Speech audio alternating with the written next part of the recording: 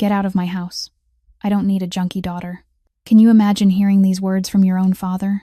Those were the last words Richard Monroe said to his 17-year-old daughter before he shoved her into an October storm and locked the door behind her. She had no coat, no phone, no money, just a school backpack with her college acceptance letter inside the letter her father had just torn to pieces in front of her eyes.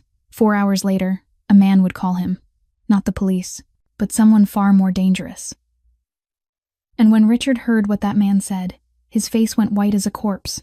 But by then, it was far too late. It would take 10 years for Richard to realize the gravity of his mistake. 10 years for a scared teenager to become a woman who no longer needed him. But on that rainy night, she wasn't thinking about the future. She was thinking about the man who found her bleeding on the roadside. The man who carried her broken body into his car while the whole city slept. The man whose name makes powerful men tremble. Alexander Castellano. If you are enjoying this story, hit that like button and share it with someone who loves a good drama. Subscribe and turn on notifications so you never miss the next chapter. Trust me, you do not want to miss what happens next. Some storms are not sent to destroy you. They are sent to deliver you into the arms of your destiny. The morning of October 14th, 2014 began like so many other mornings in Cassandra Monroe's life. She woke up in the small attic room that had once been nothing more than a storage space before Patricia, her stepmother, decided that her husband's daughter from his first marriage didn't deserve a proper bedroom downstairs. Weak light filtered through the tiny window, falling onto the only photograph on the battered old desk, a picture of her mother, the woman who had died when Cassandra was only 12 years old, after a brutal battle with cancer.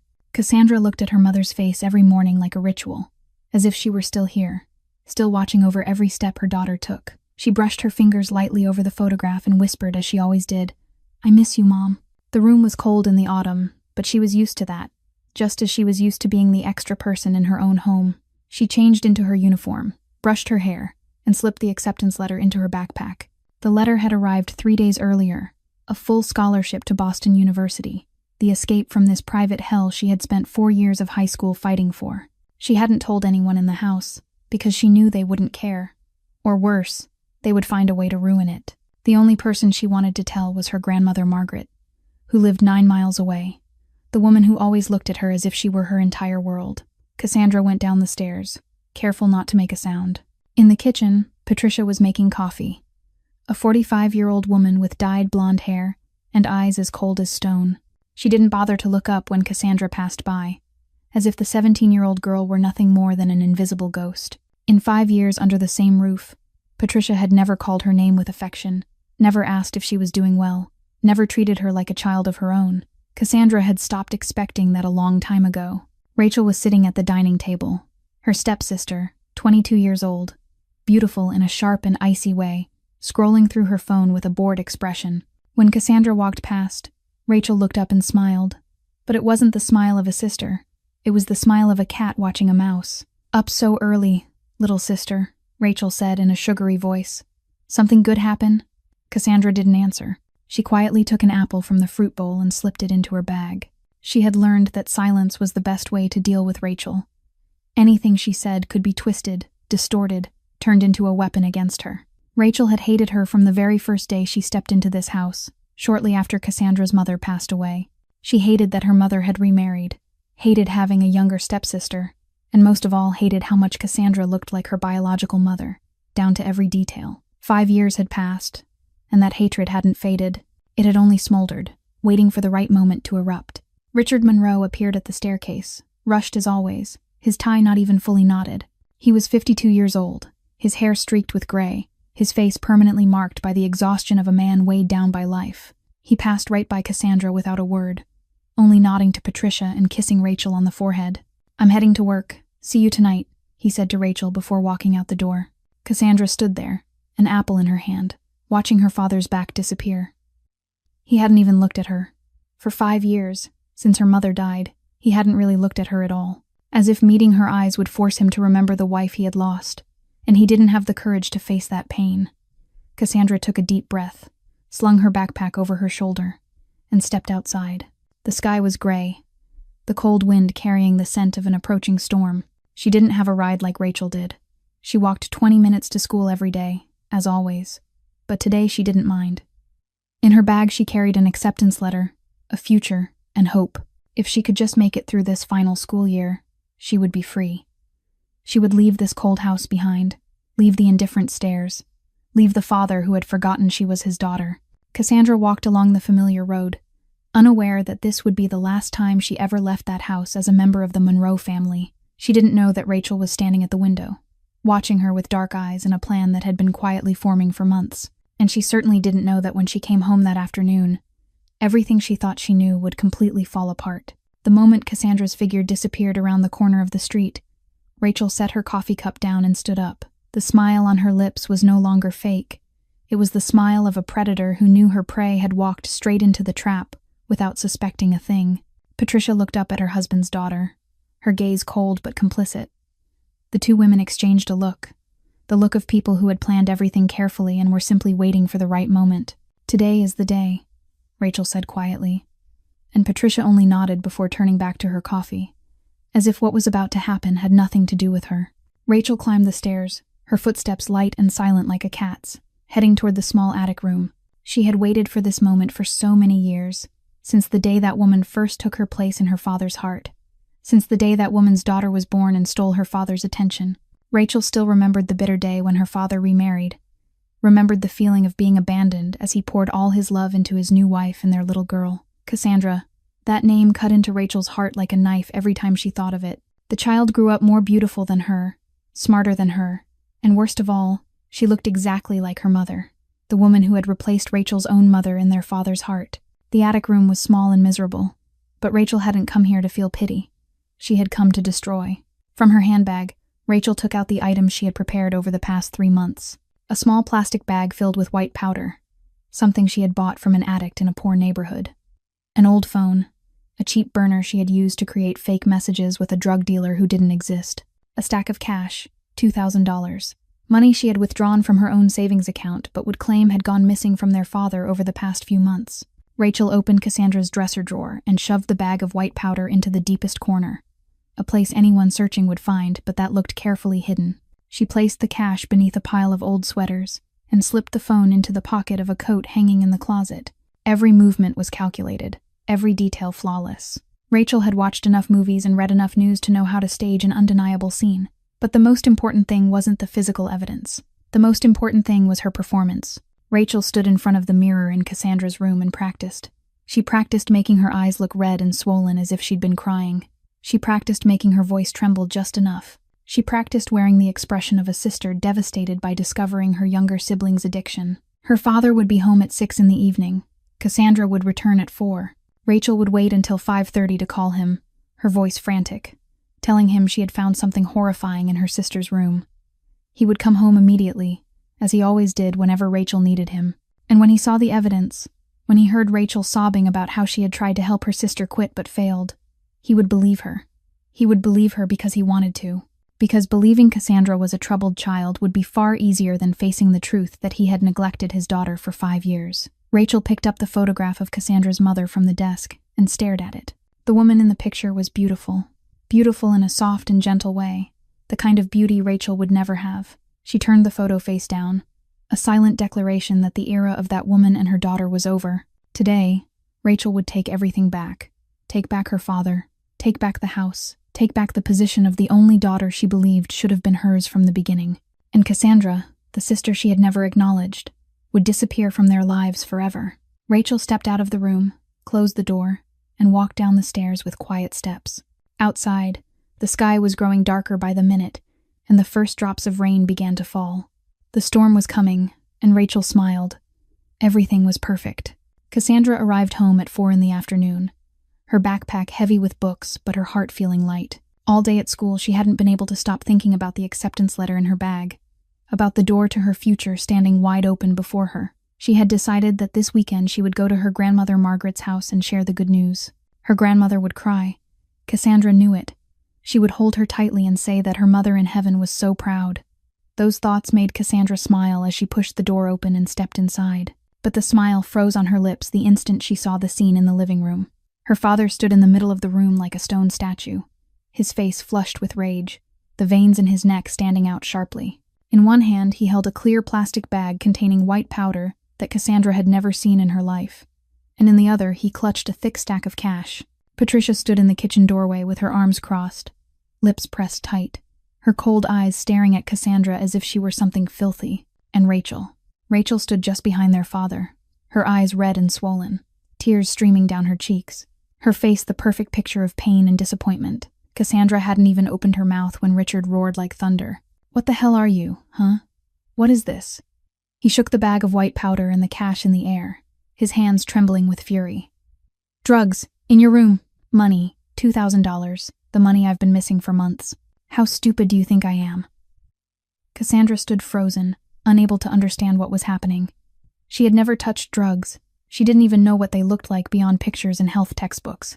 And the money? She had no money. She had never taken anything from her father's wallet.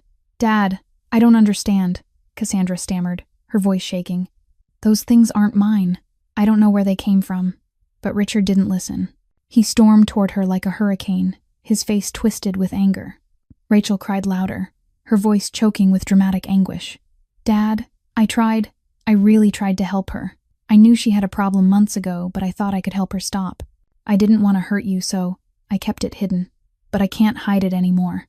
I found these things in her room and I was so scared." Rachel ran to Richard and clung to him, sobbing against his shoulder.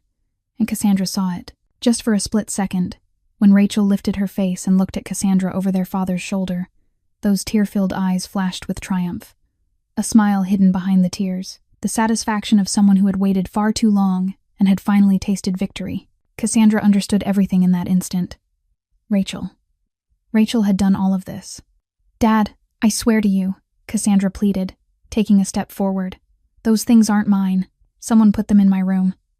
You have to believe me." But Richard didn't believe her. He shoved her away, his eyes filled with a disgust she had never seen before. "Believe you?" He laughed bitterly. "Rachel has evidence.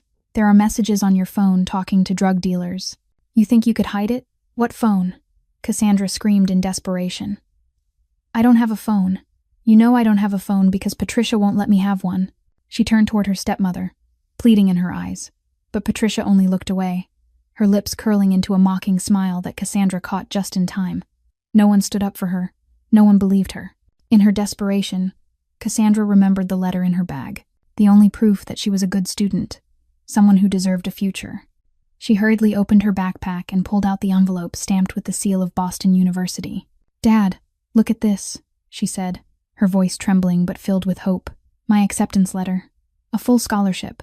If I were really an addict like you say, how could I have this?" Richard snatched the envelope from her hand. He looked at it for 1 second, 2 seconds, and Cassandra saw his eyes waver, as if something inside him were starting to crack. But then Rachel spoke, her voice sweet like poison. "Dad, grades can be bought. Maybe she used the money she stole to pay for them. Don't let her fool you again." Richard's gaze hardened. He looked at the letter in his hand, looked at Cassandra, and then he did something she had never imagined. He tore it. He ripped the acceptance letter, her ticket to the future, into tiny pieces right in front of her eyes. The scraps of paper drifted to the floor like snow, and with them Cassandra's heart shattered piece by piece. "I don't have a drug-addicted daughter," Richard roared, his voice cold as ice. "I don't need a daughter like you in this house." Richard seized Cassandra's arm and dragged her toward the front door. His grip was so tight she could feel each finger digging into her skin, leaving bruises she would carry for days afterward. Cassandra tried to resist, tried to cling to anything she could reach, the edge of a chair, the stair railing, the door frame, but she was only a thin 17-year-old girl, and her father was a grown man consumed by blind rage. "Dad, please," she cried, her voice breaking into choking sobs. "I didn't do anything wrong. You have to believe me. Let me explain." But Richard didn't listen. He didn't want to listen. He flung the front door open and shoved Cassandra outside with such force she nearly fell down the steps. Her backpack followed her, thrown after her like a bag of trash. Outside, the October storm had fully arrived. The rain was no longer a light drizzle. It poured down as if the ocean itself were being emptied from the sky. Wind screamed through the bare trees, icy and sharp like knives slicing into her skin. Cassandra turned back and looked at her father standing in the doorway, and she saw something colder than the storm itself. Indifference, disgust, complete abandonment. "Get out of my house," Richard said, his voice terrifyingly calm, as if he were speaking to a stranger rather than his own daughter. "I don't need a drug-addicted daughter. If you die on the street, don't ever come back here." The door slammed shut. The lock clicked in the rain like a gunshot. Cassandra stood there on the steps of the house she had lived in for 17 years, staring at the oak door her mother had once chosen. Unable to believe this was happening, she pounded on the door, slammed her fists against the wood until her hands ached, until the sound of her blows was swallowed by the screaming rain. No one opened it. No one came out. She looked up at the upstairs window, Rachel's window, and saw a figure standing there. Rachel was looking down at her, and even through the distance and the curtain of rain, Cassandra could see the smile on her sister's lips. The smile of a victor. The smile of someone who had gotten everything she wanted. Cassandra stood in the rain for 5 minutes, 10 minutes, maybe longer. She didn't know. Time lost all meaning as she stood there, soaked from head to toe, trembling not only from the cold but from shock, from pain, from the collapse of everything she had believed in. She wore only her thin school uniform, a white blouse and a dark blue skirt, no coat, no sweater. Her canvas shoes were completely soaked, and she could feel each cold drop of rain running down her back, seeping through the fabric, touching her skin. She didn't have a phone. She didn't have money. She didn't have identification. All she had was her backpack with a few textbooks, some pens, and the torn pieces of her acceptance letter she had hurriedly picked up before being dragged out of the house. Cassandra finally lifted her backpack, slung it over her shoulder, and began to walk. She had no plan, no clear destination. Her legs moved on their own because standing still meant freezing to death. Then, through the white blur of rain and the chaos in her mind, an image appeared. Her grandmother Margaret, the warm little house smelling of apple pie and coffee. Arms always open, ready to hold her. The only person left in this world who still loved her. Her grandmother's house was 9 miles away. 9 miles in a storm, without a coat, without money for a taxi or a bus. But Cassandra had no other choice. She turned east and began to walk toward her grandmother's home, toward the only remaining light in her life. Every step was a battle against the wind and rain, against the cold sinking deeper into her bones, against the despair clinging to her heart. But she kept walking, because she had nothing left to lose, because if she stopped, she would completely fall apart. And Cassandra Monroe, even at only 17 years old, even after losing everything, wasn't ready to collapse. Not yet. Behind her, the Monroe house slowly disappeared into the rain, and she didn't look back. She didn't know that would be the last time she ever saw that house as a daughter. The first mile wasn't too difficult. Cassandra walked along the familiar road, the same road she took to school every day, and she told herself she would be fine. It was just rain, just a little cold. She would make it to her grandmother's house, her grandmother would open the door, hold her, and everything would be all right. She repeated those words in her mind like a spell, as if believing hard enough could make them come true. But by the second mile, the spell began to lose its power. The rain didn't let up. It grew heavier, the drops lashing against her face like whips. The wind blew straight from the east, the exact direction she was heading, turning every step forward into a battle with nature.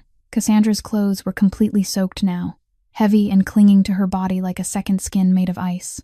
She began to shake, not a light shiver but an uncontrollable trembling, her whole body quaking like a leaf in the wind. By the third mile, Cassandra could no longer feel her fingers. She tried to grip the strap of her backpack, but her fingers wouldn't obey. They were stiff and numb, as if they no longer belonged to her. She looked down at her hands and saw they had turned a pale, bluish white, a color that didn't belong on living skin. Cold. So cold. She'd never known cold could hurt like this. It wasn't just discomfort. It was torture. Every cell in her body screaming for warmth she had no way to give. By the fourth mile, Cassandra began to talk to her mother. "Mom," she whispered into the rain and wind, her lips so numb she wasn't sure any sound came out. "Where are you? Can you see me? I'm so cold. Mom." No one answered. Of course, her mother had been gone for 5 years. But in the delirium of exhaustion and hypothermia, Cassandra imagined she could hear her mother's voice somewhere in the wind, gentle and warm, telling her to keep walking, not to stop, that her daughter was strong. By the 5th mile, Cassandra's legs began to fail her. Each step took an enormous effort, as if she were dragging blocks of concrete instead of her own legs. Her canvas shoes had doubled in weight from the water, and she could hear it sloshing inside with every step. She fell for the first time there, her knee slamming into the wet asphalt, a sharp burst of pain, but she scrambled back up and kept going. By the 6th mile, hope began to flicker like a candle in the wind. Cassandra no longer knew where she was. Darkness had fully settled, and the streets were empty, not a single person in sight. Occasionally a car passed by, headlights sweeping across her like indifferent eyes, but none of them stopped.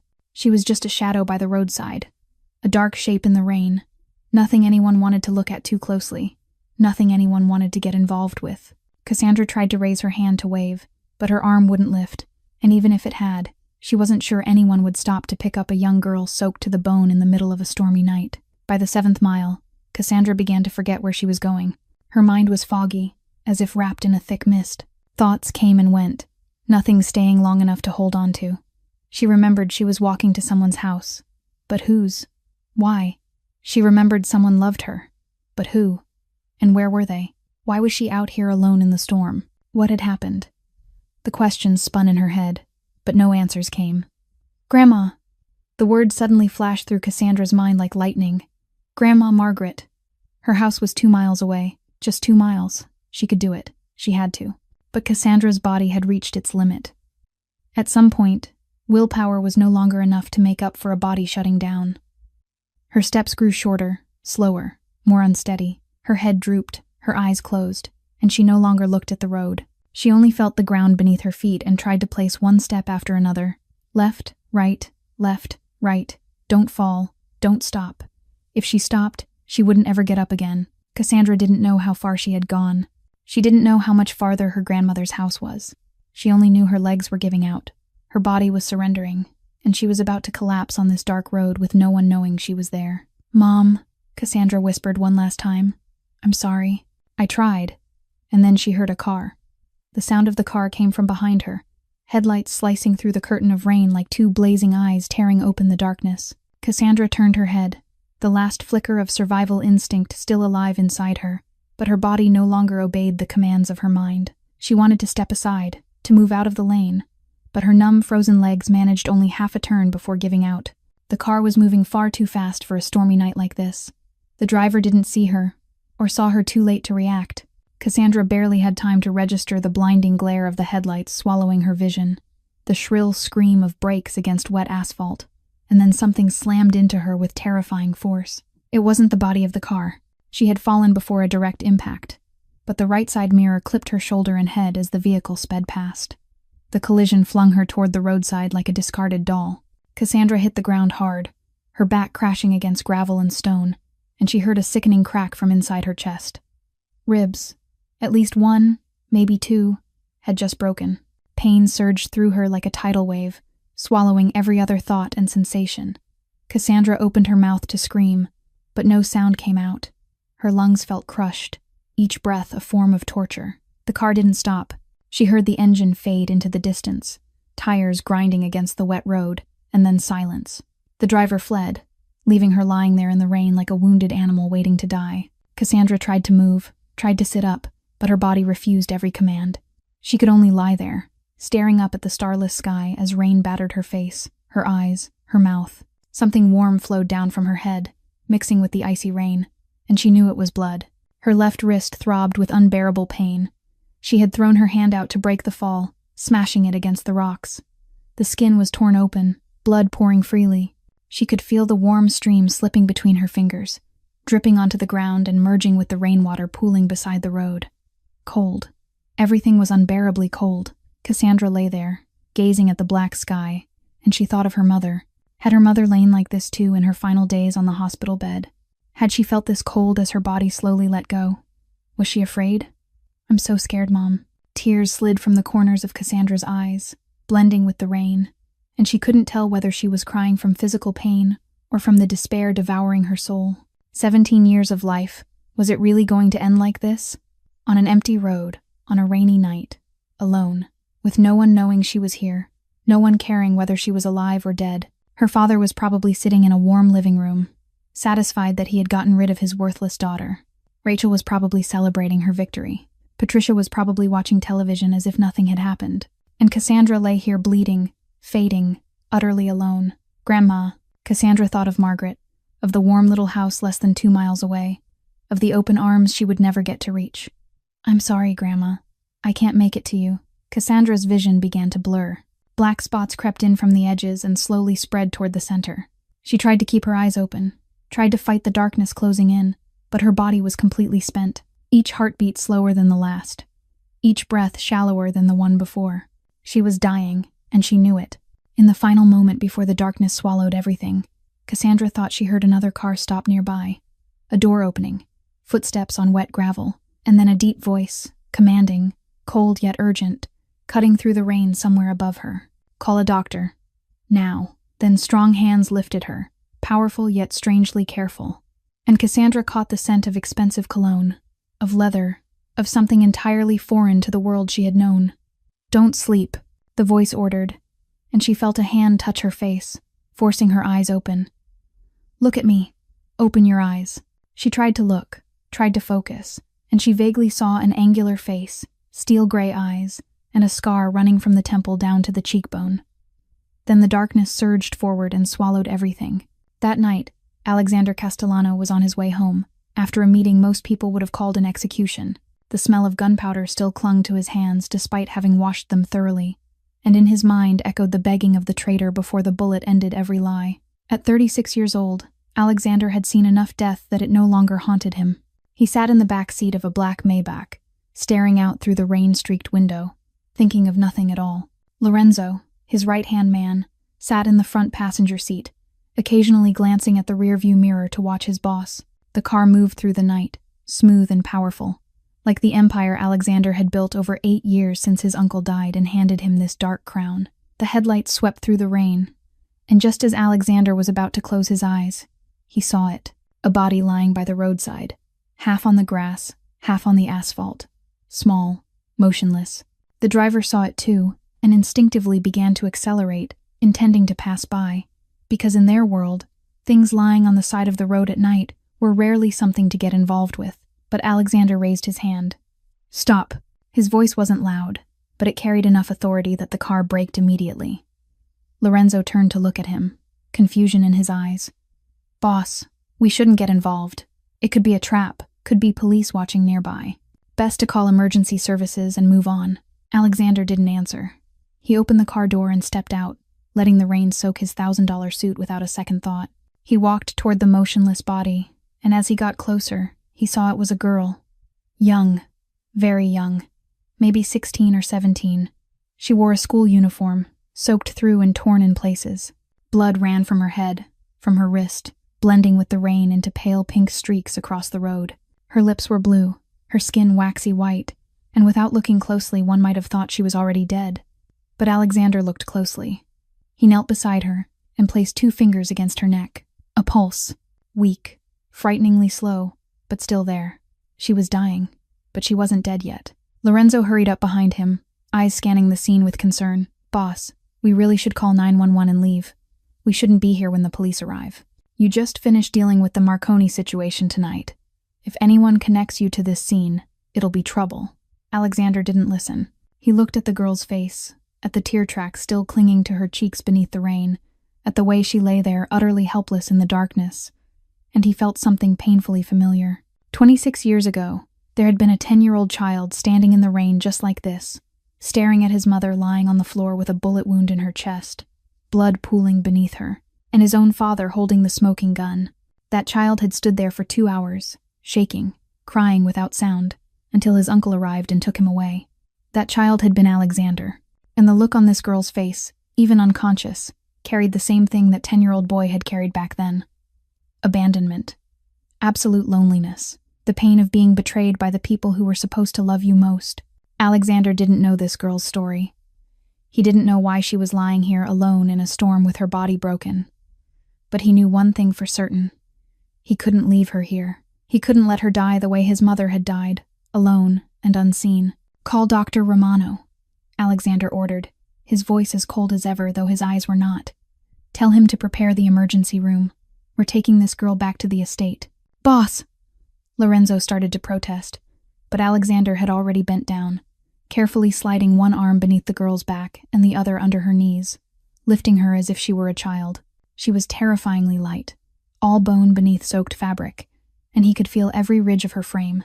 "Don't sleep," he told her, not knowing if she could hear him. "Look at me. Open your eyes."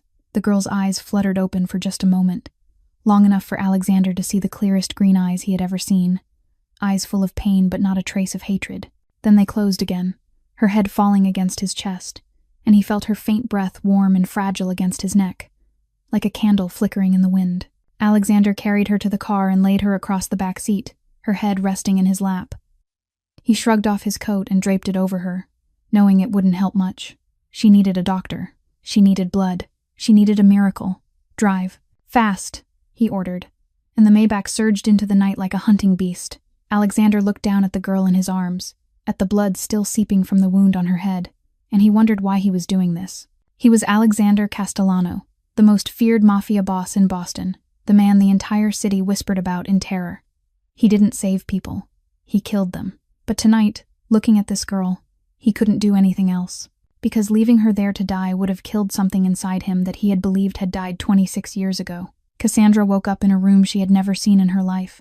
The first thing she felt was softness, an unfamiliar, gentle comfort wrapping around her body as if she were lying on a cloud. The second thing was pain. Crashing over her, the instant consciousness returned. Pain in her head, pain in her chest, pain in her wrist, pain everywhere. She tried to sit up, but her body didn't respond. Her chest felt as if a heavy stone were pressing down on it, and all she could do was lie there, gasping for air, eyes wide as panic set in. The room was 3 times larger than the attic space she'd lived in at the Monroe house. The ceiling rose high above her, crowned with a crystal chandelier that caught the light even in dimness. Dark red velvet curtains covered the windows, letting in only thin strands of daylight that told her it was now morning. The bed beneath her was a king-size bed with an intricately carved wooden frame, white silk sheets softer than anything she'd ever touched. An IV line was taped to her arm, her left wrist carefully bandaged, and she could feel tight wraps around her ribs beneath the unfamiliar nightgown someone had changed her into. "Where am I?" Cassandra tried to speak, but her voice came out hoarse and barely audible. "Where am I? What happened?" Memories flooded back in a violent rush. The storm. The rain-soaked night. Being thrown out of the house. Walking through the cold. Headlights rushing toward her. Blood. Pain. And then a deep, commanding voice. Strong hands lifting her. The scent of expensive cologne. Steel, gray eyes. Panic surged. Cassandra tried to move again despite the pain screaming through her body. She had to get out. She didn't know where she was, who had brought her here, or what they wanted from her. She was just a 17-year-old girl with nothing. Why would anyone bring her to a place like this? "Stay still. You have broken ribs. You shouldn't move."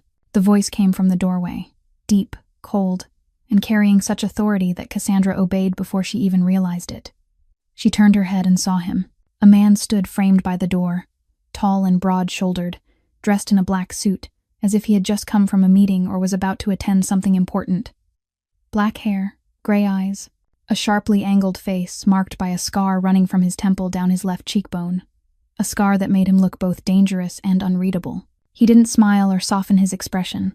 He simply watched her with eyes she couldn't decipher. Cassandra swallowed, her throat burning dry. "Who are you?" she asked, her voice shaking. "Where am I? Why am I here?" The man didn't answer right away. He stepped into the room, his movements calm and assured, like someone who owned not just the room but everything beyond it. He stopped beside the bed and looked down at her, his gaze holding something Cassandra couldn't name. Not pity, not curiosity, perhaps concern, buried beneath layers of ice. "Who do you want me to call?" he asked instead. "Your father, the police." The words cut into Cassandra's chest like knives.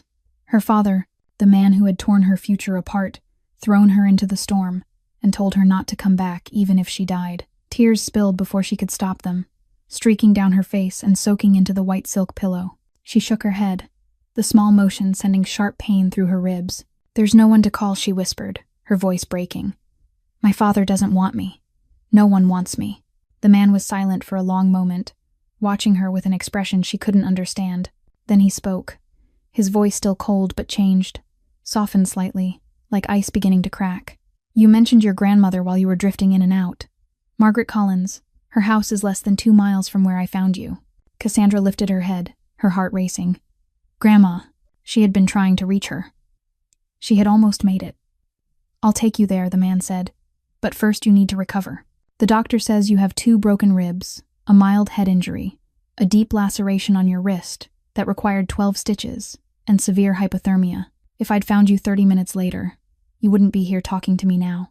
Cassandra looked at him.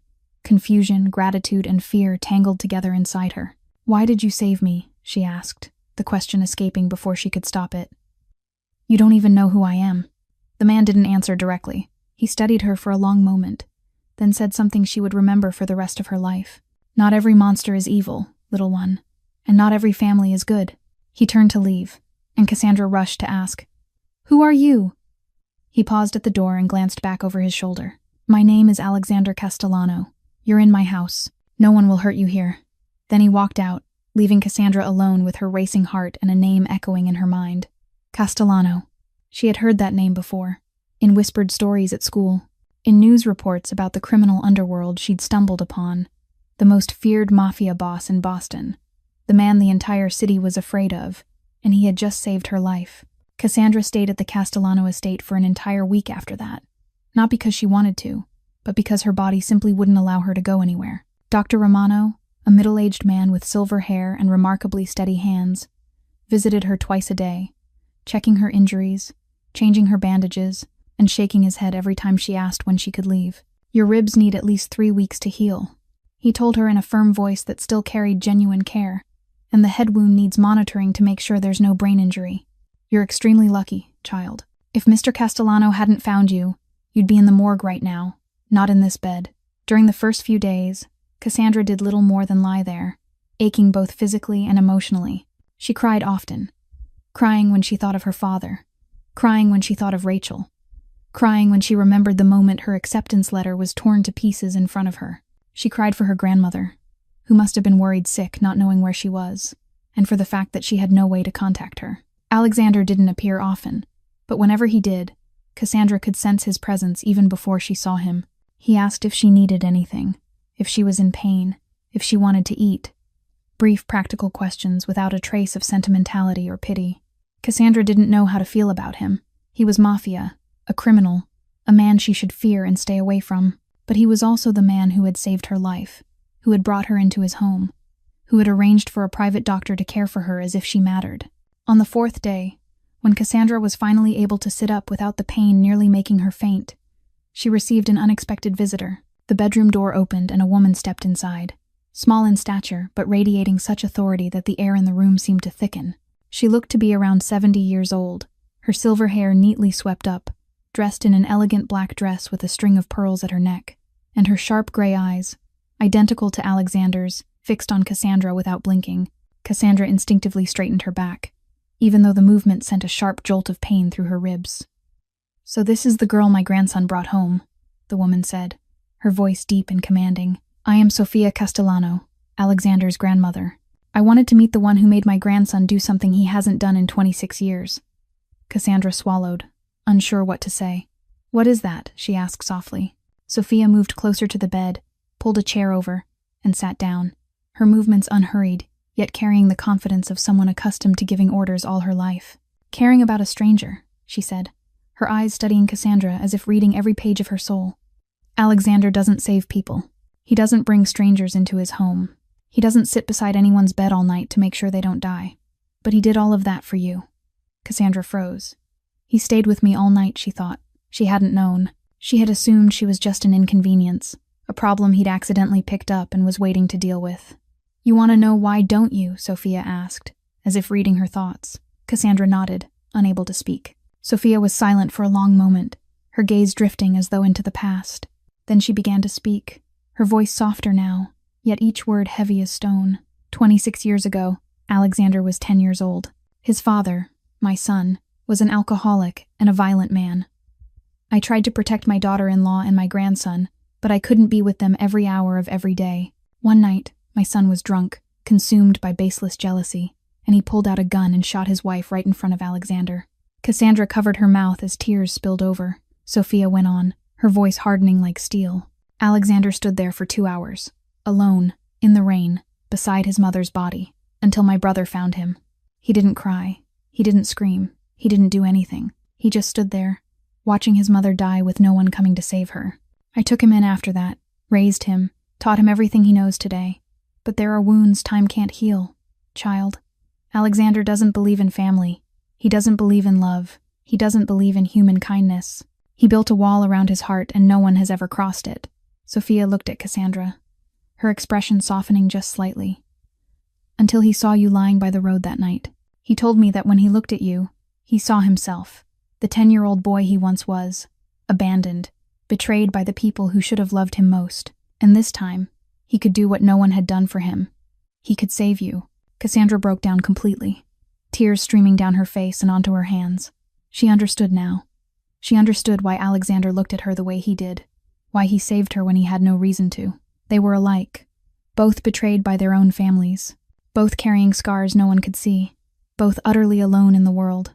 Sophia stood, placing her wrinkled hand gently on Cassandra's shoulder. "I don't know who you are, or what happened to you," she said, "but I know this. My grandson chose to save you, and Alexander never does anything without a reason. Perhaps you came into his life for a purpose none of us understand yet." She left the room, leaving Cassandra alone with her tears and a heart pounding with emotions she didn't yet have a name for. 1 week after that fateful night, Alexander personally drove Cassandra to her grandmother Margaret's house. The black Maybach glided along the familiar roads Cassandra had tried to walk during the storm, and she couldn't stop thinking about how different everything would have been if she had reached this place on her own 2 feet. She sat in the back seat, still hurting when she took a deep breath, her wrist neatly bandaged, but far stronger than she had been that night. Alexander sat beside her, silent as always, eyes fixed on the rain-streaked window. He had called Margaret on the second day. Cassandra knew that because Lorenzo had told her. Her grandmother had cried on the phone when she learned her granddaughter was alive and had wanted to rush to the estate immediately, but Alexander had convinced her that Cassandra needed rest and would be brought home once she was strong enough to travel. The car stopped in front of the small house with its red-tiled roof and a garden full of daisies Cassandra had missed every single day of that week. Before the driver could even open the door, the front door flew open and Margaret rushed out. A 67-year-old woman with silver hair and green eyes identical to Cassandra's mother's and to Cassandra's own. She couldn't run fast, but she tried anyway, and when Cassandra stepped out of the car, Margaret wrapped her in a fierce embrace as if she were the most precious thing in the world. "My girl," Margaret sobbed, her tears soaking Cassandra's shoulder. "I thought I'd lost you. I called your house. I called the police. I called everyone, but no one knew where you were. Richard said you ran away, said you were an addict, but I didn't believe him. I know my granddaughter. I know." Cassandra cried in her arms, cried like she never had before. All the pain, humiliation, and fear she had held inside for the past week finally breaking free. Margaret was the only one who believed her, the only one who loved her. She was home. Alexander stood by the car, quietly watching the two of them cling to each other. His face held its usual unreadable calm, but his gray eyes looked different, softer, distant, as if he were seeing something from long ago. Perhaps he was thinking of his own mother, of an embrace he would never feel again. Margaret finally lifted her head and looked at Alexander. She wiped her tears, gently set Cassandra aside, and stepped toward the man the entire city feared. She didn't bow or tremble. She looked him straight in the eyes with the gaze of a woman who had lived long enough to fear nothing except losing those she loved. "You saved my granddaughter," Margaret said, her voice shaking but sincere. "I don't know why a man like you would do that, but I owe you the life of my only grandchild. I have nothing to give you except the gratitude of an old woman." Alexander studied her for a long moment, then spoke, his voice low but not cold as usual. "You don't owe me anything. Just love her." Margaret nodded, tears spilling again. She looked at Cassandra, then back at Alexander, and something flickered in her eyes, the look of someone who had lived long enough to see what the young often missed. "Would you come in for some tea?" Margaret asked. Cassandra was stunned, never expecting her grandmother to invite a Mafia boss in for tea like a neighbor. But Alexander shook his head. "Thank you, but I have to go. There are things that need to be handled." He turned his attention to Cassandra, and for the first time all week, she saw him step toward her deliberately. He stopped a step away, reached into his jacket, and handed her a small black card. On it was a single phone number printed in silver ink. No name, no address, nothing else. "If you need anything," Alexander said, his voice still cool, though his eyes were not, "at any time, call this number." Cassandra took the card, her fingers trembling against its smooth surface. "Why?" she asked softly. "Why are you helping me like this?" Alexander didn't answer right away. He looked at her for a long moment, those deep gray eyes holding things she couldn't read. Then he spoke slowly, as if weighing every word. "I won't contact you. You deserve a normal life, far from my world. But if you ever need me, I'll be there." He turned and walked back to the car, and Cassandra stood there watching him, the black card resting in her palm, her heart racing with emotions she couldn't name. Before getting in, Alexander paused and added without turning around, I sent a message to the Monroe house. They won't bother you again." Then he got into the car, the door closed, and the black Maybach drove away, disappearing around the bend, carrying with it the mysterious man who had changed her life forever. Cassandra stood there for a long time, watching until there was nothing left to see, the black card in her hand like a promise, like an invisible thread tying her to a completely different world. Margaret came to her side and gently wrapped an arm around her shoulders. "Come inside, my dear," she said softly. "I made chicken soup. You need something warm." Cassandra nodded, slipped the card into her pocket, and stepped into the small, warm house she would call home for the next 3 years. She didn't know she would keep that card for 10 years without ever using it, until the day everything changed. The first 3 years Cassandra lived with her grandmother Margaret were the happiest years of her life, even though that happiness was built on a foundation of loss and pain. Margaret had 3 house rules: breakfast at 8, homework finished before television, and no nonsense talk before she finished her morning coffee. Simple rules. Yet to Cassandra they were proof of love, the structure she needed to heal the wounds left by the Monroe house. Margaret helped her re-enroll in school, submit new scholarship applications, and when Cassandra received another acceptance letter from Boston University with a full scholarship, her grandmother cried like a child. "Your mother would be so proud," she said, holding Cassandra tightly. Cassandra didn't know that the scholarship had been quietly supplemented by an anonymous source to cover all her living expenses. She believed it was simply state assistance for students from difficult backgrounds. She also didn't know that whenever anyone from the Monroe house came near Margaret's neighborhood, they were warned away by men in black suits who appeared from nowhere. Alexander kept his promise. He didn't contact her, but he didn't leave her unprotected either. But life never allows anyone too much happiness at once. When Cassandra was 20, in her second year of college, her grandmother Margaret passed away suddenly in her sleep. The doctor said it was old age. Her heart had been weak for a long time, and she went peacefully without pain. But to Cassandra, it was the second collapse of her entire world. She stood alone beside the coffin, with no one else present. Richard didn't come. Rachel didn't come. Patricia didn't come. No one from the family that claimed her bothered to acknowledge that the greatest woman they had ever known was gone. Cassandra arranged the funeral herself, greeted guests herself, and buried her grandmother in the cold ground with her own hands. She didn't cry in front of anyone. She saved her tears for the late nights, when it was only her, the darkness, and endless loneliness. The weeks after the funeral were hell. Cassandra collapsed completely.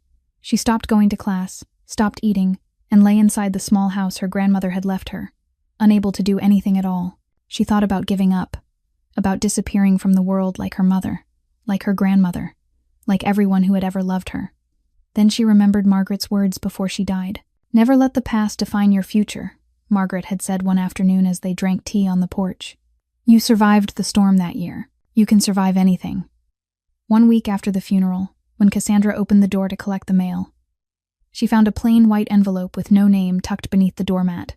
Inside was cash, enough to cover 3 months of living expenses, and nothing else. No letter, no explanation, no sign of who had sent it. But Cassandra knew. She took out the black card she had kept in her wallet for 3 years, stared at the phone number printed in silver ink, and she knew exactly where the envelope came from. She didn't call, she didn't reach out, but she didn't return the money either. She treated it like an invisible thread, a reminder that somewhere out there, someone was still watching her, still protecting her from a distance. Cassandra stood up again. She returned to school, completed her degree, and graduated with honors in nursing. She secured a job at St. Mary Hospital, working the night shift. The hardest shift no one wanted, but one she accepted without hesitation. She worked 12 hours a day, sometimes more, not because she loved the job, but because she needed the exhaustion to keep her from thinking about what she had lost. The envelopes kept coming every month for the next 7 years. Cassandra never spent that money. She stored it all in a box beneath her bed, like a secret treasure, like proof that the stormy night when she was 17 had not been a dream. She moved into a small apartment in Boston near the hospital and lived alone, without close friends, without a lover, without anyone close enough to see the scars she hid inside. The scar on her left wrist faded with time, but she still wore a bracelet to cover it, out of habit, out of a need to remind herself of the night she nearly died and the man who saved her. Alexander Castellano. 10 years passed, and she never saw him again. Yet there wasn't a single day she didn't think of him, of his steel gray eyes, his deep, commanding voice, the way he looked at her as if she were something precious.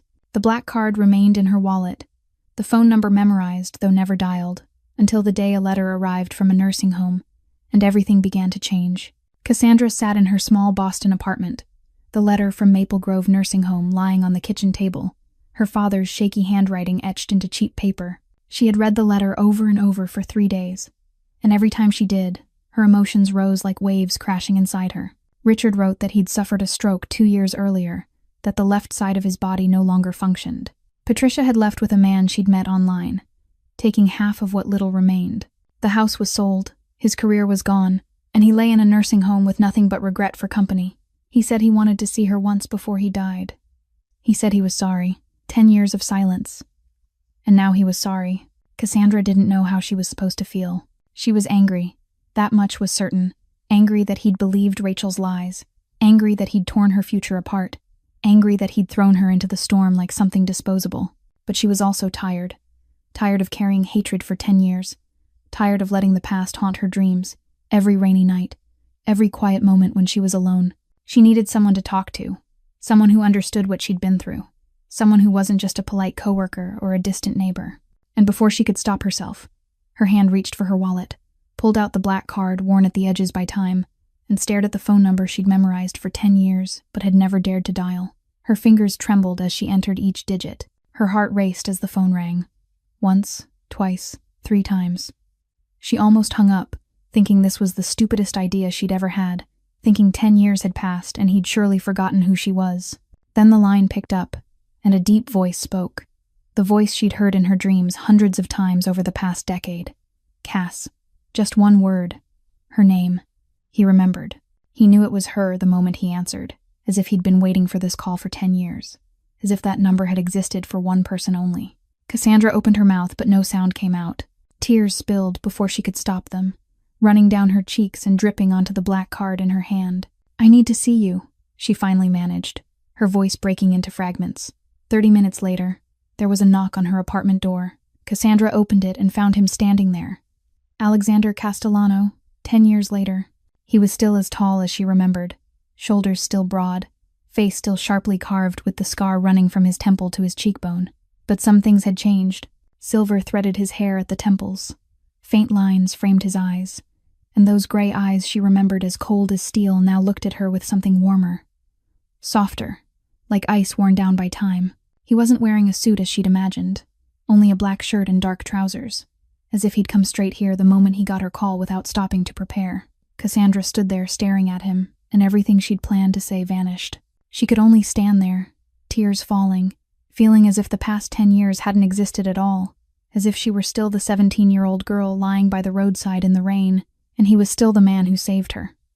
Alexander said nothing. He stepped inside, closed the door behind him, and stood there looking at her with endless patience. He waited, the way he'd waited for 10 years, the way he'd keep waiting for as long as she needed. Cassandra took a deep breath, wiped her tears, and told him about the letter, about her father, about Rachel, about the 10 years she'd tried and failed to forget the past. He listened without interrupting, without judgment, giving her his full attention as if what she was saying mattered more than anything else in the world.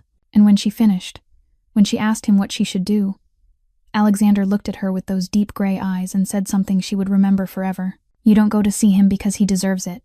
You go because you deserve to be free from the hatred. I'll go with you, if you want." Maple Grove Nursing Home was about an hour's drive from Boston. An aging building with yellowed walls and a sharp disinfectant smell desperately trying to mask the scent of decay. Cassandra sat in the black Maybach beside Alexander, staring out the window without truly seeing anything. Her hands were clenched so tightly her knuckles had turned white, and she had to remind herself to breathe, in and out, in and out. 10 years. 10 years since the last time she had seen her father, since the night he had thrown her into the storm like a bag of trash, and now she was about to face him. Not as the broken 17-year-old girl she once was, but as a 27-year-old woman who had built her life from ashes. Alexander walked beside her as they entered the building, not touching her, yet his presence felt like a solid wall she could lean against at any moment.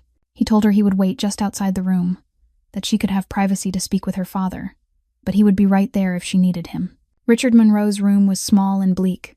A single bed, a window overlooking the parking lot, a television mounted on the wall playing a program no one was watching, and on the bed lay the man who had once been her father. Cassandra almost didn't recognize him, Richard Monroe was 62 years old but looked closer to 80, his face gaunt, skin wrinkled and gray, the entire left side of his body completely motionless. His eyes, the same eyes that had looked at her with disgust and contempt 10 years ago, were now cloudy and filled with tears when he saw her step inside. "Cassandra," he said her name, his voice trembling and weak, nothing like the roar of that stormy night.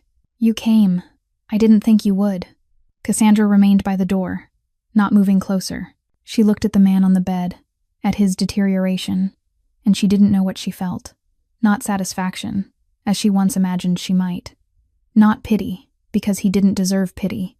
Just a strange emptiness, like looking at a stranger she had known in another lifetime. Richard began to cry, tears streaming down his hollow cheeks as he tried to speak through broken sobs. "I'm sorry," he repeated again and again like a damaged refrain. "I know I was wrong.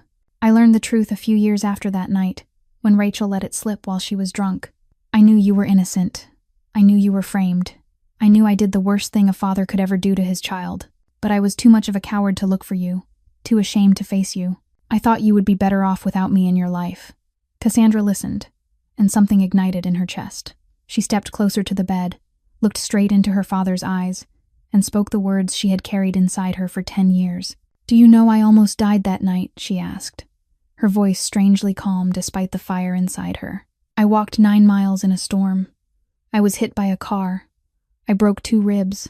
I was bleeding from my head, lying in my own blood on the side of the road. If no one had found me, I would have died. Grandma died when I was 20. I handled her funeral alone. I went to college alone. I built my career alone.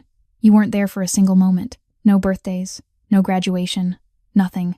I lived like an orphan while you were still alive." Richard sobbed uncontrollably, his body shaking as he tried to lift his one functioning arm toward her, as if to touch her, as if to pull her close. But Cassandra didn't move closer. She stood there, looking down at the man who had once been her entire world, the man she had loved and longed to be loved by, and she said what she had come to say. "I forgive you." Richard lifted his head, eyes wide in shock, and Cassandra continued, her voice steadier than ever.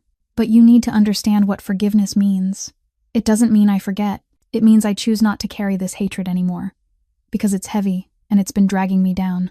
You threw me into a storm because you believed a lie. You didn't believe it because the evidence was convincing. You believed it because it was easier, because Rachel made you feel good about yourself, and I reminded you of my mother, of everything you had lost.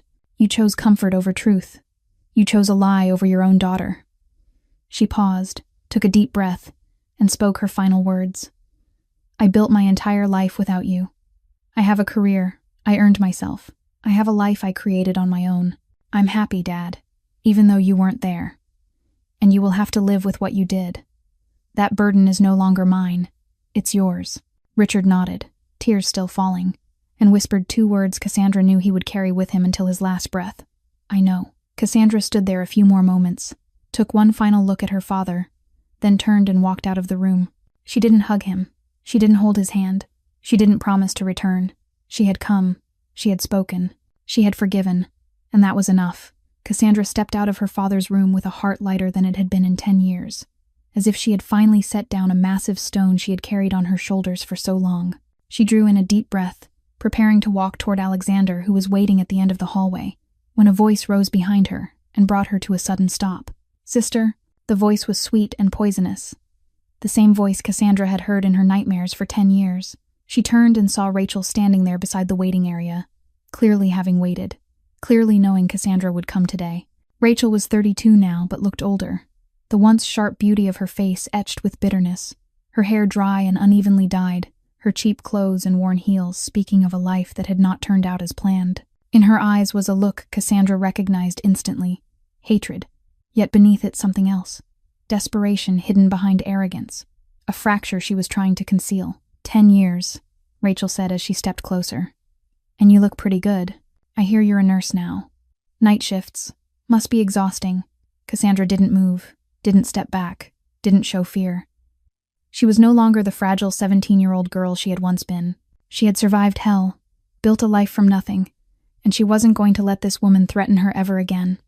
"What do you want?" Cassandra asked, her voice cold and steady. Rachel laughed, a shrill sound echoing through the empty hallway. "What do I want? I want to know what you said to him. I want to know how much more poison you poured into his head to make him hate me even more. Ever since he learned the truth, he won't even look at me. He refuses to see me. He says he can't look at my face without remembering what happened. This is all your fault. Cassandra looked at Rachel, at the madness burning in her half-sister's eyes, and felt an unexpected pity. Not pity for what Rachel had done, but pity for the emptiness she was living with. Rachel had spent her entire life hating, envying, destroying others, and what did she have left? A father who refused to see her, a small and hollow life, and a heart so full of bitterness it would never be satisfied. You did this to yourself, Cassandra said, her voice not angry, just true. You staged everything. You framed me. You pushed me into a storm hoping I'd die. I'm alive not because you showed mercy, but because someone saved me. 10 years ago, you tried to kill me. Don't ever appear in front of me again. Rachel went pale, then flushed with rage. She lunged toward Cassandra, her hand raised as if to strike, her mouth screaming curses Cassandra didn't bother to hear. But before Rachel could touch her, a hand appeared from nowhere and clamped around Rachel's wrist. Alexander stood there, tall and commanding, his gaze so cold the air itself seemed to freeze. He didn't speak. He didn't need to. His presence alone was enough to leave Rachel frozen in place. Rachel looked at him, at the expensive suit, the watch worth tens of thousands on his wrist, the scar cutting across his angular face, and she understood. Her eyes widened in terror. Her lips moved, but no sound came out. She knew who he was. Everyone in the city knew who Alexander Castellano was, and now she understood why men in black suits had warned the Monroe household 10 years ago. Why a black rose had appeared on her pillow. Why Patricia had fled the house in fear. Alexander released Rachel's wrist, gently, yet with unmistakable contempt, as if letting go of an insect he didn't bother to crush. He placed a hand on Cassandra's back, a protective and sheltering gesture, and gave Rachel one final look she would remember for the rest of her life. Don't ever go near her again. Just 6 words, spoken in a flat, calm voice, yet heavier than any threat. Rachel collapsed into a chair, her face drained of color, her hands shaking, able only to watch as Cassandra and Alexander walked away down the hallway, taking with them every hope of revenge she had ever clung to. Cassandra stepped out of the nursing home with Alexander beside her and didn't look back even once. She had faced the past, forgiven her father, confronted Rachel, and she had won, not through revenge, but by living a life they could never touch. The black Maybach glided along the road back toward Boston, and Cassandra sat in silence by the window, staring out without truly seeing anything. She had been strong all day, strong while facing her father, strong while confronting Rachel, strong as she walked out of the nursing home with her head held high. But now, in the quiet, enclosed space of the luxury car, with Alexander seated beside her and no one else watching, the wall she had built over 10 years suddenly collapsed. Tears spilled before she could stop them, sliding down her cheeks and onto her lap, and no matter how hard she tried, she couldn't hold them back. She cried without sound, her shoulders shaking in waves, one hand covering her mouth to stifle the sobs. But her body betrayed her. 10 years of holding everything in, of pretending she was fine, of living as if the past no longer touched her. But it did. It always had. Every rainy night, every nightmare, every lonely moment, the past was there, lurking, waiting for the instant she grew weak enough to break. Alexander said nothing. He only signaled the driver to pull over and then stayed where he was, silent, letting her cry. He didn't offer hollow comfort, didn't say everything would be okay, didn't do anything except remain there beside her, like a solid wall she could lean against. And that silence, strangely enough, was exactly what she needed. When Cassandra finally calmed down, when the tears had dried and the sobbing had faded, she turned to look at Alexander with swollen, reddened eyes. "Why did you do all this for me?" she asked, her voice hoarse from crying. 10 years ago you saved me. You sent me money every month. You protected me from a distance without ever asking for anything. Today you brought me here. You stood between me and Rachel. Why I'm no one. Why would you do all of this for me?" Alexander was quiet for a long moment, his gray eyes fixed on the window, on the horizon where the sky was shifting toward dusk. Then he spoke, his voice low and deliberate, as if every word carried extra weight. "Because that night, I didn't see a stranger lying by the road. I saw myself." Cassandra watched him, waiting. And Alexander, the man the entire city feared, the man who never showed weakness to anyone, began to tell his story. "I know my grandmother told you what happened that night," he said, his voice dropping to a low, rough whisper. "She probably told you about the rain and how long I stood there. but she couldn't tell you làm thế nào cái lạnh đó không chỉ chạm vào da thịt, mà nó đã thấm sâu vào linh hồn tôi. For 26 years, I lived in that silence, paralyzed by the moment the world stopped, and I spent a lifetime hating the boy who couldn't move. He turned to look at Cassandra, and for the first time she saw something in his gray eyes she had never seen before. Vulnerability and honesty. But when I saw you on that road, he added softly, I finally understood why I survived.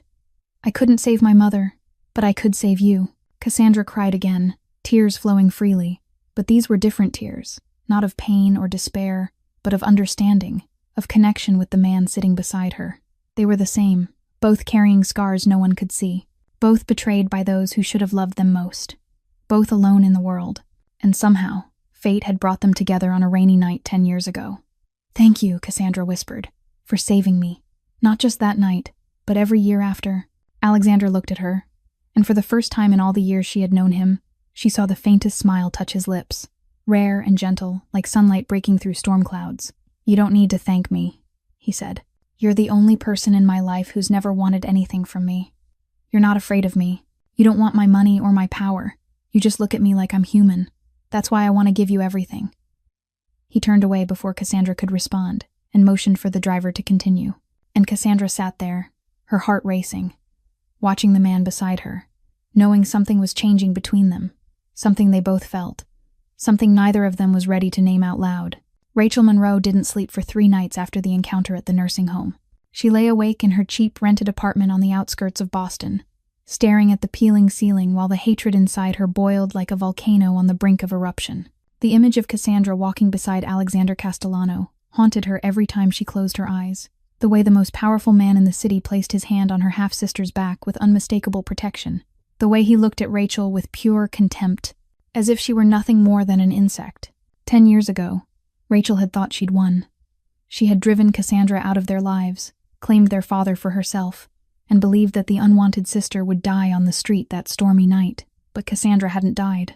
She'd survived, built a life, and now she had something Rachel never would. The protection of the most feared Mafia boss in Boston. And what did Rachel have? Patricia had left with another man, taking the money and never looking back. Their father lay in a nursing home, refusing to see her, calling her a murderer even if she had never pulled the trigger herself. Her job was unstable, her money nearly gone, and with every passing day, Rachel sank deeper into bitterness. But Rachel wasn't the kind of woman who accepted defeat. She had spent her entire life hating, envying, plotting to destroy whatever Cassandra touched. And if she couldn't reach Cassandra herself because Alexander stood in the way, she would find someone who could. 3 days after the confrontation, Rachel began to search.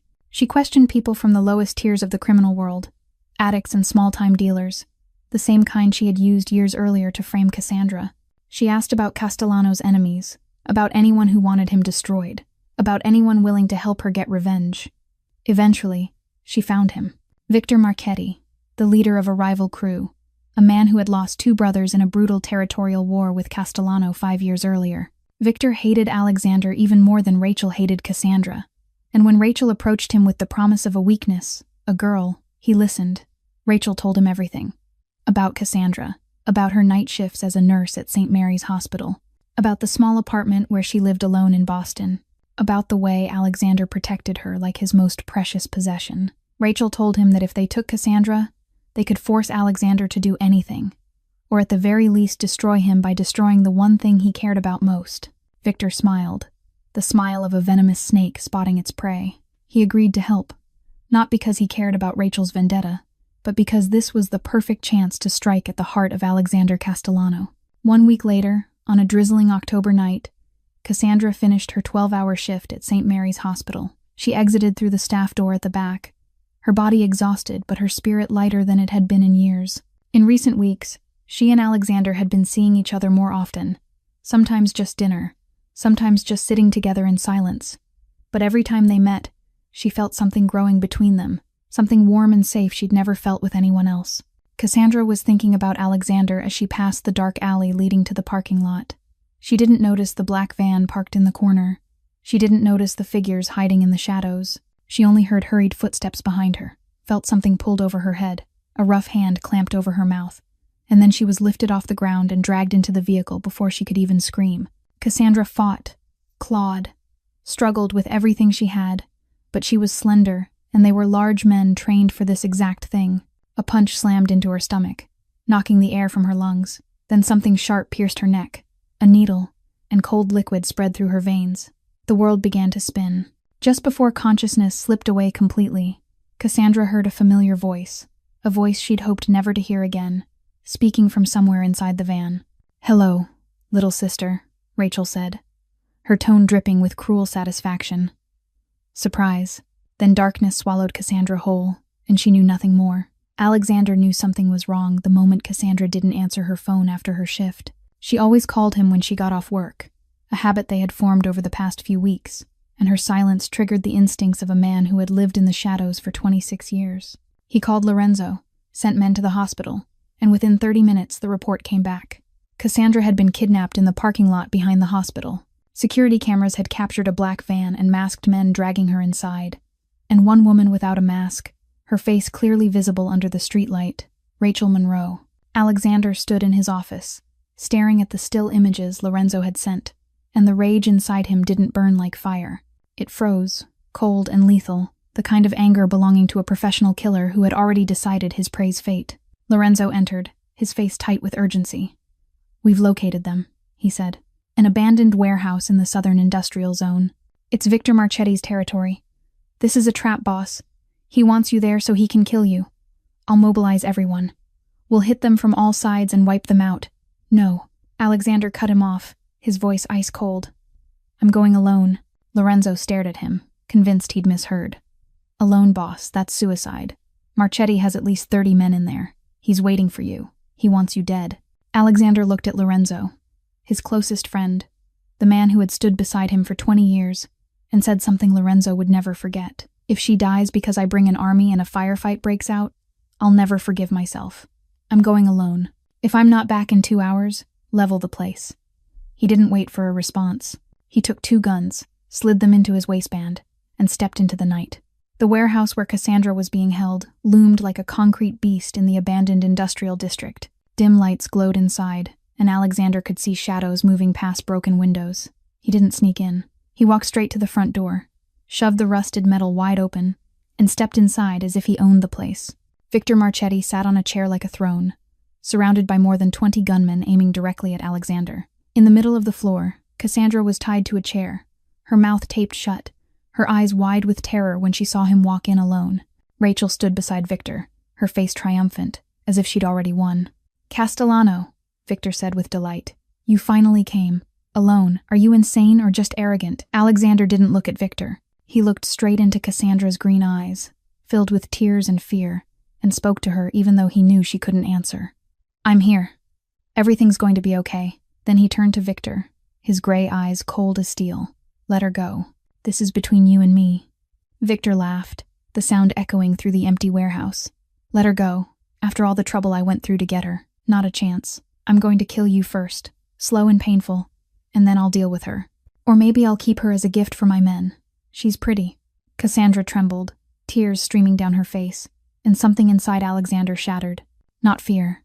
He hadn't known fear in a long time. But rage, pure and devastating, the rage he had buried since the night his mother died. What happened next unfolded too fast for anyone to react. Alexander drew his gun faster than the eye could follow, and before Victor could give the order to fire, the 2 gunmen closest to Cassandra dropped with bullets through their foreheads. Chaos exploded. Gunfire roared like fireworks, bullets tearing through the air. But Alexander moved like a ghost, swift and deadly, every shot finding its mark. He wasn't a boss who sat behind a desk. He was a killer forged from the age of 16, a perfect combat machine his uncle had created.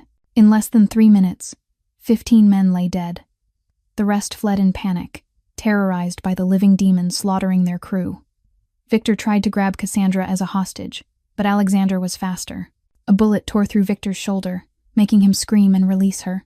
Alexander didn't kill Victor right away. He went to Cassandra, cut her bonds, ripped the tape from her mouth, and pulled her into his arms as if she were the most precious thing in the world. "You came," Cassandra sobbed, clinging to him.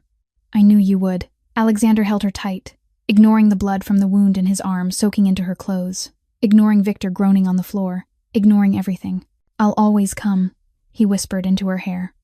"Always." When Lorenzo and the Castellano men arrived 10 minutes later, they found a warehouse filled with bodies, a rival boss critically wounded, and Alexander holding Cassandra in his arms. Victor Marchetti was handed over to the police with enough evidence to put him away for life. As for Rachel, she was found hiding in a corner of the warehouse, shaking like a leaf, her face drained of color with terror. Alexander didn't kill her. He let her live, but the life that followed was worse than death. Her identity was exposed to every gang in the city as a traitor who had brought disaster. She lost her job, her home, everything, and was forced to flee Boston and live in fear for the rest of her life. That was Alexander's punishment for her. To live with fear, to live with loneliness, to live knowing she had destroyed herself. 1 year after that terrifying night, Cassandra stood by the window of the Castellano estate, watching the October rain pour down over the garden. She no longer lived in a small Boston apartment, no longer returned home alone after endless night shifts. She was still a nurse, because it was her calling, the way she healed herself by healing others.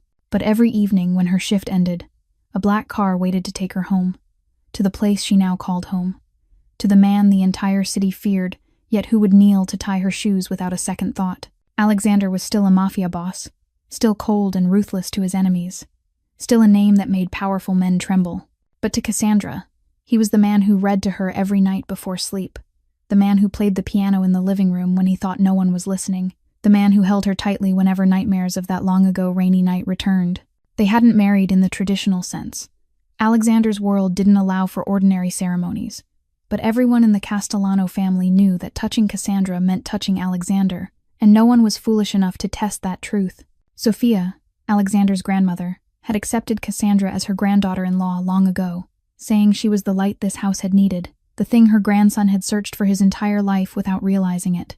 Footsteps sounded behind her, and Cassandra felt familiar, arms wrap around her waist, the warmth of Alexander's chest settling against her back. "Are you still afraid of the rain?" he asked softly near her ear. Cassandra smiled and turned to kiss his cheek. "Not anymore," she said, "because the rain brought you to me." They stood there in silence, watching the rain fall, and Cassandra thought about the journey that had led her here. 10 years earlier, she had been pushed into a storm with the hope that she would die. She had lost her family, lost her home, lost the innocent 17-year-old girl she once was, but she had found something else. She had found strength within herself, found love through her grandmother Margaret even after she was gone, found purpose in her work as a nurse, and found the man the world feared who looked at her as if she were his entire universe. Richard had passed away 3 months earlier, peacefully in his sleep, and Cassandra had attended the funeral, not because she had fully forgiven him, but because she had learned that forgiveness was a gift she gave herself, not the person who had hurt her. Rachel was still running somewhere, living in fear and loneliness, and Cassandra no longer thought about her. The past was the past, and she had chosen to live in the present, in the happiness she deserved. Sometimes a storm isn't sent to destroy you. It's sent to carry you to where you belong, into the arms of a destiny you never dared to dream of. Her name is Cassandra Monroe, and this is the story of how one October rainy night changed her life forever. This story brings us a profound lesson about life. That betrayal by those we love most can be the deepest wound, but it doesn't define us. That forgiveness doesn't mean forgetting or accepting what was wrong, but freeing ourselves from the weight of hatred. That sometimes the worst things lead us to the best outcomes, and light often emerges from the darkest places. If you're going through a difficult time, remember that the storm will pass, and you're far stronger than you think. Thank you for staying with this story until the very end. If this story touched your heart, please subscribe to the channel and turn on notifications so you don't miss our daily videos. Don't forget to like and share this video with those you care about, because it might offer the inspiration they need. How did this story make you feel? Did it remind you of something from your own life? We'd truly love to hear your thoughts from the heart, because every comment gives us the motivation to keep creating meaningful content. Please leave a comment below and share your feelings. Wishing all of you watching this video good health, a joyful life, and peace each day. Thank you so much. Goodbye, and see you in the next video.